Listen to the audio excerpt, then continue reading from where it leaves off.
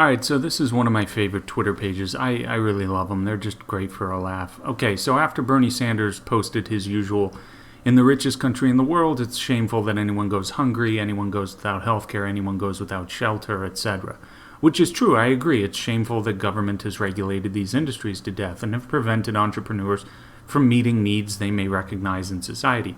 You can't build a home there, you can't build a home like that, you can't build a hospital. You need a certificate of need, and you'll only be granted one if existing hospitals and the current political class decide that you can have that certificate of need. I agree, it's terrible, but then people start posting the age-old, well, communism, socialism has been tried and it never works, which is true. So then this Socialist Party Twitter handle posts this infograph after saying, there have been no socialist or communist countries. So in this infograph, it explains what socialism is, and it's a pretty decent description. It says, socialism means all of us collectively owning the industries, natural resources, etc. When this happens, the socialist society will also own all goods and services being provided by workers. A society that already collectively owns all goods and services is one where money is no longer needed, as you don't have to buy what's already yours. After a clear majority establishes socialism, people will be working voluntarily to produce what's required, and everyone will have free access to what they need. As this is a class-free society with no top-down control, decisions will be made democratically at local, regional, and even global levels.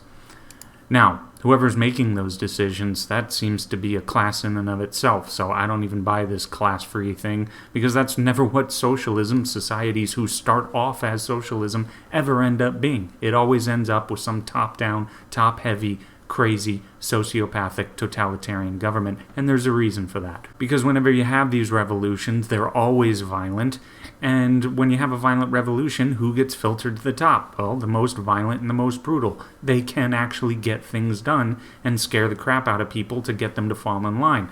And when they filter themselves to the top, they generally take control, and then you get nonsense like what you see in every single time socialism and communism is tried. And socialism also goes against basic human nature, which I'll get to in just a second. And in order to correct that, you have to be violent, and you have to be brutal, and you have to instill fear into people. But anyway, back to their description of socialism. First off, everyone gets what they want for free, because they own it. Everyone owns it.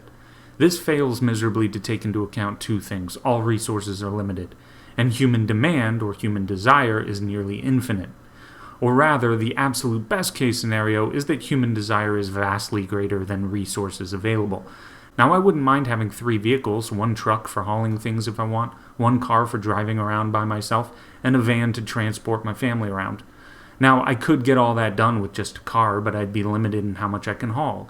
I'd only have some trunk space and maybe some space in front of the seats. Okay, then socialism comes in and fixes this. I already own all 3, they say.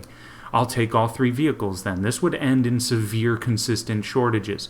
You see, you can do this example with almost any product. One of the more famous examples was with bags of wheat. Now let's say I have 5 bags of wheat. The first bag of wheat I use to feed myself and my family. I value this bag the most. It's meeting my most direct and present needs. The second bag of wheat I use to make some bread for later. It's important to me, but not as much as the first bag. The third bag of wheat I use to make beer that won't be ready for a few weeks. Still kind of important to me, but not as much as the first 2. The fourth bag of wheat I give to my horses, for example, for them to eat. Important, but not as much as the first 4. The fifth I can use to stack up the wheat and jump from some high height and land safely on it. It's fun. It's what I want to do with this 5th bag of wheat, given that I had 4 other bags of wheat. But in the grand scheme of things, using a bag of wheat to jump on and land safely is really low on my list. But I had 5 bags. I didn't need that 5th bag as much as the first 4. So this is called marginal utility. The more of some product you have, the less you need of each additional unit. But there is some desire that can be fulfilled with every additional unit, no matter how ridiculous it might be. So socialism comes in and acts as if human nature doesn't exist. You own it all, so you can have it all. This is a guarantee that massive waste is about to come your way, and also massive shortages are about to come your way. After all, I can meet every single solitary desire I have, no matter how far down on the list it shows up.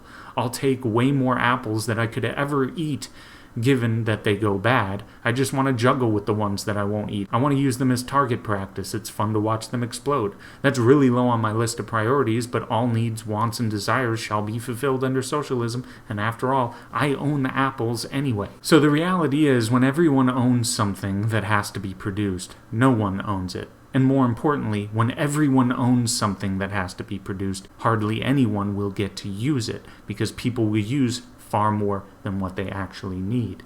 There will be no trade-off, which is very important in life. It's tough to have to make those decisions regarding trade-offs, but you have to have that, otherwise you are guaranteed to see massive shortages.